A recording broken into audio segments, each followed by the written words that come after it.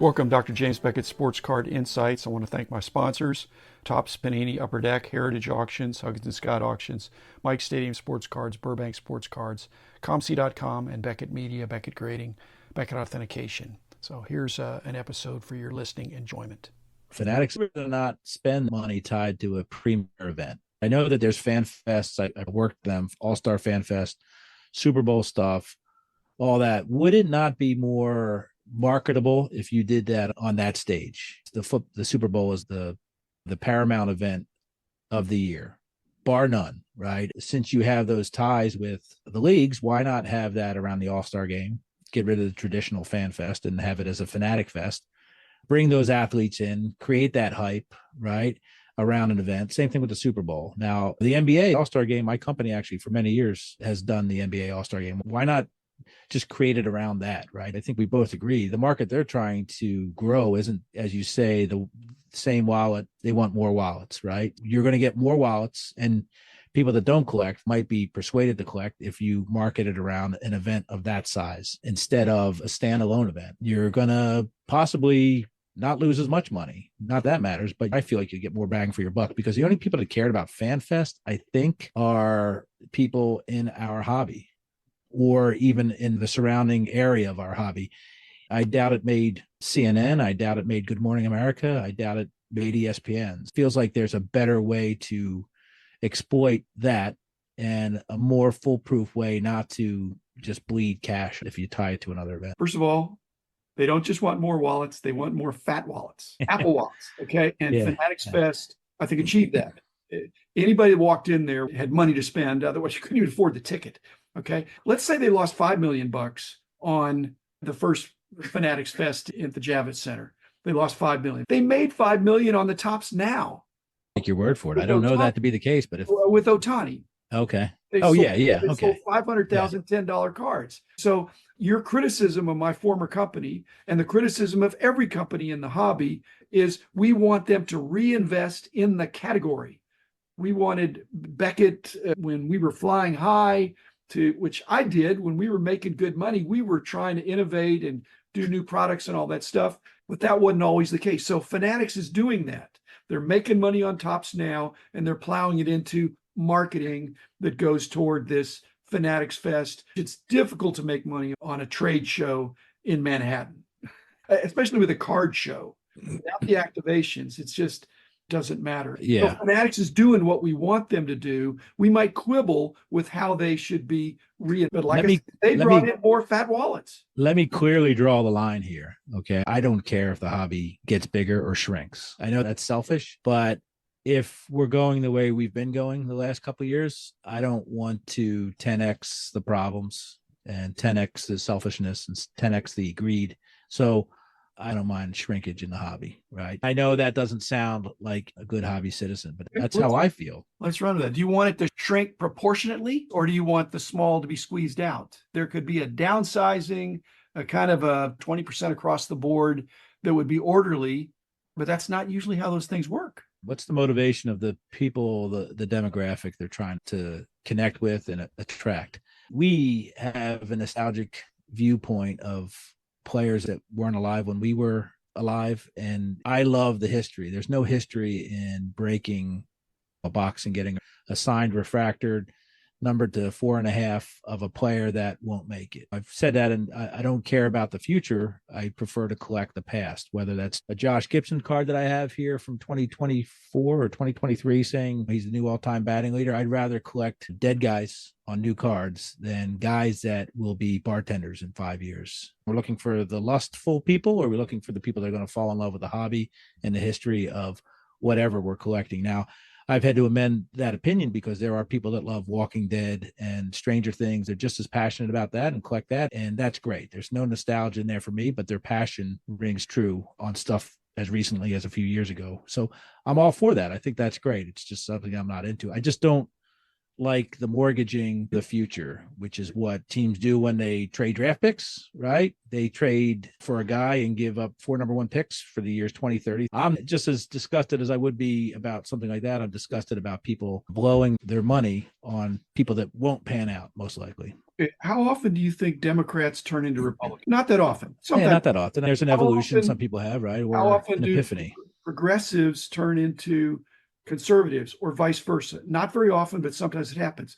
The same can be said for being that something old is better than something new, as opposed to something new is better than something old. It's a mindset, a worldview that a person has. You think older is better.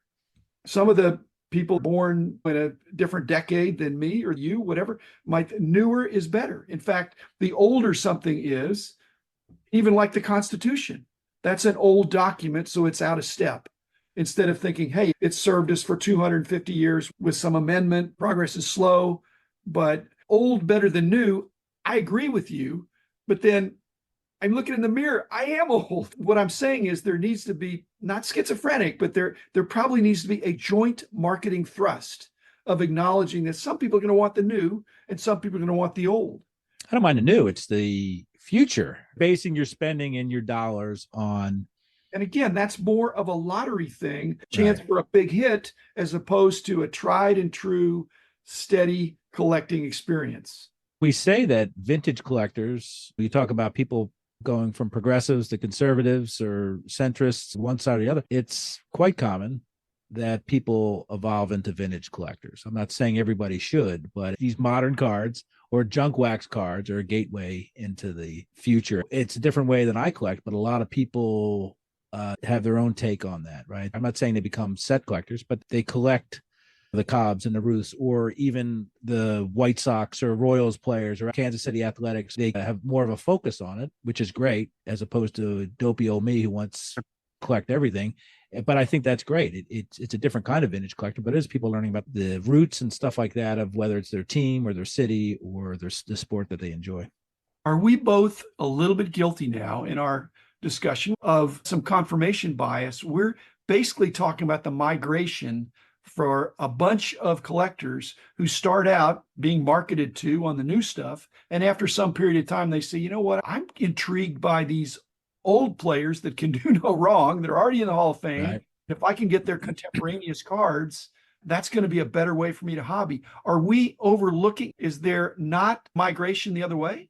My bias is thinking most people start with the brand new cards and they work their way back. That's what I did when I was emerging as a more of a national collector. You moved back toward the tougher cards. But is there an equivalent push? We don't think of it that way, but if somebody collected in the junk wax era, they have a choice to stay with that and work back, or to say, you know what, I love collecting cards back in the early 90s, but now they got these really cool cards and it's 2024. I'm going to go see what packs there are, open them up, and wow, they've got shiny stuff and game used and autographs on the card. So yeah, I think it does go both ways, but think about what those forces are, right? One of them is organic. I've got a son. He's 10 years old. He's 8 years old. He doesn't relate to Gil Hodges and Don Mossy and Pancho Herrera. He relates to Bryce Harper and Nolan Arenado. So there is a bridge. If I'm going to enjoy something with my son, it's not going to be with 1960 Fleer. It's going to be with 2024 Gypsy Queen or whatever, right? And then there's the non-organic pull from the manufacturers, because they don't want you going back. They don't want you to become a regressive collector. They want you to be a progressive collector. Whatever's coming out the next week, that's where they want your money, because they gain nothing from you learning more about the history of the sports. They're not going to get anything from a 54 Tommy Lasorda. Okay. We're saying that now because in the current way things are set up, that's the case. Fanatics only makes money off new product. But I promise you, their desire is to make money off 54 tops changing hands as well, by having a slice, control, interest in the platforms, in the vault. Sure, yeah, for sure. But that's hard work. If that were the case, then we get back to some balance where Fanatics just wants you in their ecosystem. And if you collect old cards, in fact, in our lid stores, we've got a little display case of some 50s cards or 60s cards or some non-sport cards. and then you can order online and be delivered to the store. You can pick it up next week when you come in. Imagine the gold mine Fanatics would have if there wasn't a sell-off of all the Topps archival stuff. If they'd have all that material to play with. Yeah. All that stuff that fell to collectors via auction, whatever year that was. Imagine if their vault had been intact. It'd be crazy money. Some of it was museum quality, and I hope they wouldn't be cutting it up or anything. But even talking about print plates and tests and proofs and stuff like that, it's like the stuff that's out there right now is pretty neat to see, but they would be sitting on a gold mine if they had all that stuff. That'd be a huge penetration to the secondary market, but they're going to have to work harder through selling platforms. They don't have to work harder. I think their model, and it's like the concert model and the movie model, is that they assemble the experts and produce. And so if they're going to be the money behind it, and they're going to say, okay, show promoter, you're working for us, or you're going to be licensed by us, you're going to do all the work and we're going to get some money. Same thing. And they could have that same deal with a grading company and breakers and LCSs. If you're an approved LCS shop, in return for product, you're going to give us some royalties on your sales. I think they want a piece of everything. They don't have to explicitly own it, but they want to get a slice. How many show promoters want to work for somebody else in your mind? Does Kyle want to work for somebody else? You know what I mean? So how do you do that? You have to make it worth their while, which means a lot of money, which means higher table fees, which means higher entrance fees. Like eventually people will balk at that, both dealers, promoters, and attendees. I talked to Kyle about that. I'm not saying what he said because you're capturing what most promoters would say, but I just said, Kyle, what if Fanatics came to you and said, if we advertise your show in full force to all of our customers, we have a first name basis and we know where they are, what they're interested in, all that stuff. If we were to double your admissions, so you take care of all the dealers, but we're going to advertise your show and we're going to give them a coupon to get into your show. And we're going to want a piece of the additional performance that we are generating. I don't think he'd say no to that. They wouldn't own the show, but they'd say, look, if we promote your show, we want to gain share. There's a fulcrum there, though, right? What is the fulcrum? The fulcrum is as soon as they start bringing in more than Kyle brings, they own him. Exactly, right? Exactly. And that's why he would have to be careful. I think they are predatory. I know. That's what I'm saying. So it needs to be worth it to him. These are independent-minded people, right? They grew these things from an embryonic state, whether it's Philly and Chantilly, whether it's Kyle. And interestingly enough, Rob is the new kid on the block, and he's making it happen. Like, this was their babies, and I didn't want to send my babies off into the world. Like, who wants to do that? Rob has the leverage of the Burbank experience. It's everything he's built under his roof. Right. Where he's not to be trifled with. He's a really smart guy. Did he need that show, though, right? He was swimming along, right? And it's great. And I don't know whether you remember this or you were even there, but Moynihan and I bullied him into doing a show. We said, you have this whole thing, and I have to get out to that show. I think it's brilliant that I think he's a figurehead. I think okay. It doesn't run itself, but based on the power of his name, originally, it got off the ground. He's operationally sound, but that's not something he's trying to perfect. I think he's got these capable people that are taking it, and good for him. But again, his leverage is that he has the store and he has the 42 million cards. The barriers to entry for somebody to compete with him, Fanatics recognizes that, and that's his primary business. If Rob starts getting into gambling, it's stuff like that. But all things cards, Rob is, there's nobody better right now. I talk about binary versus nuanced or spectrum or data-driven versus data-informed. You were a dealer in the 70s. If you were a dealer in the 20s, how much has it changed? There's still the spirit of negotiation, but we are in a data-driven hobby now. It's data, but it was analog and now it's digital. Everything's digitized. Yeah, your guys were analog. But if you were a dealer now versus a dealer back then, is it as exciting? Or is it a drag, the fact that everybody knows everything and there's two sides of the table now instead of a dealer side and a customer side or a collector side? I know it's changed, but how do you think you would survive or thrive or die on the vine in this? John, I would thrive. Okay. All right. Because I'm always looking for an edge. And if people are looking for an edge and they do their homework, there's a lot of opportunity in this industry. But if you go to a show, the dealer's there, the collector's there, there's the moment of truth when they try to effectuate a transaction. And you find out who's got the leverage, who's got the strength, who's got the most knowledge. And there's this tap dance that was then, and that's now too. It's just now they're not reliant on their common sense.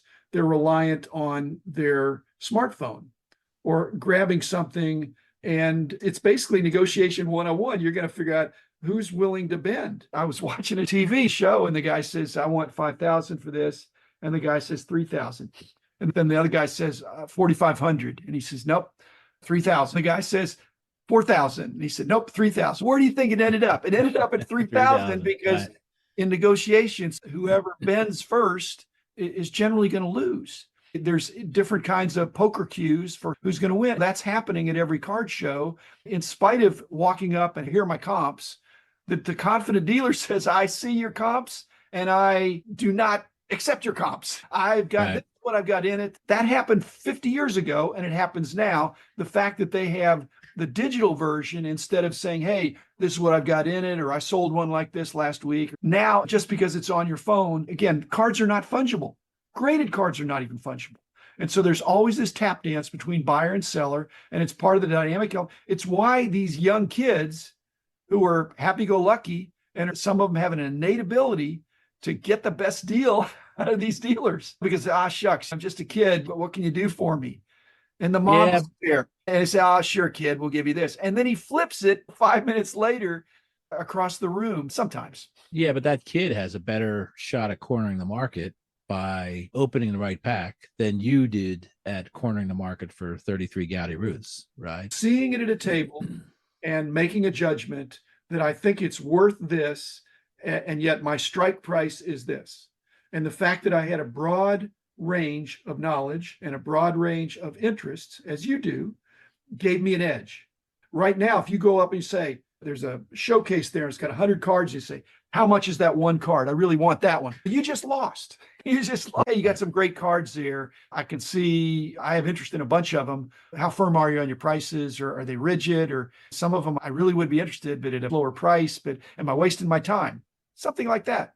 That's the joy that I have. Most of those cards behind you on your wall, the vintage cards, I'll be able to find somewhere else. I can easily pass. You exude that attitude. You're already in a winning posture walking up, that I don't have to have this. I'd like to have this. If the price is right, we got a deal. A lot of people, they've already gone on social media talking about, this is what I want. I got to have this. They've already fallen in love before they purchased it. I'm saying they're manufacturers. They're encouraging comps and encouraging maximum comps, not taking the last three comps and taking the one in the middle. You take the last three comps, and the dealer's going to want to take either the lowest one. They could justify that by being the oldest one, or I want to look at the one in the middle. If a card sold for 500 and 600 and 700, I'm saying 600 seems like a reasonable deal, but I want to get it for under 500. Right. And the dealer's going to say it's 750 because the last one sold for 700. There's this tug of war in terms of the will to win, and sometimes winning is saying no. It's not saying I got it, but then it's ratified by now into the database. It goes in as a $750 card. There's a will to win, of course, but there's also a will to be a badge of honor if you are the one who paid more than somebody else. I know that sounds mark of distinction. You and I have a friend who will remain nameless, lives on the San Francisco Peninsula, who has a collection that is absolutely nuts. Yes. He and I have talked more about 80s cards and 80s top stickers than pretty much anything. It's refreshing when you have people that can afford everything talking about the struggle to build a set from packs with their son, or to finish off the 82 top sticker set. A person that could flex anytime, anywhere, let their face be known and their name. And the fact there's people out there that choose not to do that still gives me hope. He's exceptional, but there are a lot of exceptional people, Bobby. He's exceptional in a way that is difficult because when he can't say I can't afford it. Right.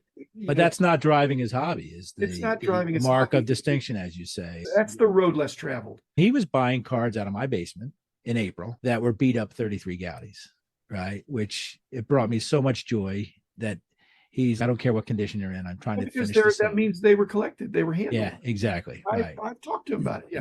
Yeah. I'm saying it's, but we need more of that. That's the soul and the spirit of the hobby.